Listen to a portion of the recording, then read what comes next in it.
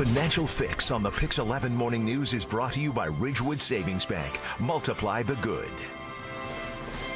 All right, looking for additional deductions to help you get more money back from Uncle Sam? We all are, right? Well, financial advisor Ken Mahoney is here this morning and has the lowdown on what you can and cannot deduct. So good morning to you. Good morning. So let's talk first off about sales taxes, because you're saying there's a lot of information we need to know about that. Yeah, a lot of people don't know you could write that off, your state sales tax. So let me give you an example. Let's say last year you bought a car for $30,000. State sales tax is pretty high. That's 8% or $2,400. You can write off in your federal taxes. But it doesn't stop there. Think about the groceries you spent, all of those receipts that you have. Dan, you have those receipts? I think so. No, you probably don't have those receipts. But guess what? The IRS has an estimator. They're kind of kind. You can go on there and say, hey, what's my state sales tax estimation for 2016, and write that off in your federal tax return. Okay, it's probably thousands of dollars. Everybody is always asking about the charitable donations. Right, so many people make them, so how do you write those? So out-of-pocket charitable donations, let's say you go to a walk-a-thon, you're actually doing something pretty cool.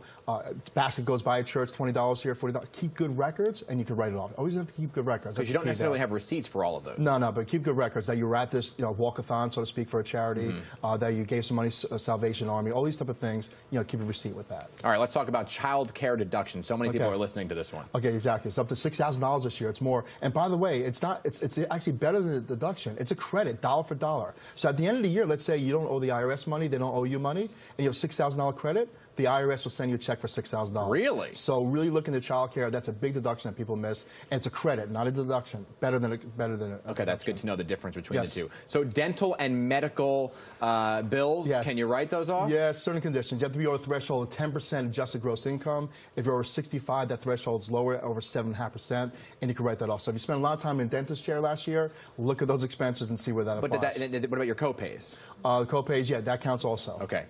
Job search costs. So many people out there are looking for jobs this year. You're talking about travel expenses. Yeah, so 2016, let's say your job transition. So all modes of transportation, planes, trains, automobiles, you can write off. Also the prep, resume prepping, any type of agency fees, all those type of things to land a new job. But by the way, has to be in the same industry. They're sticklers about that. Stick in the same industry and you can write those off. And just real quick, we only have about 10 seconds. Here's the things on your screen right now, everybody, that you cannot deduct. Dry cleaning, work clothes, giving to friends and family, pet care.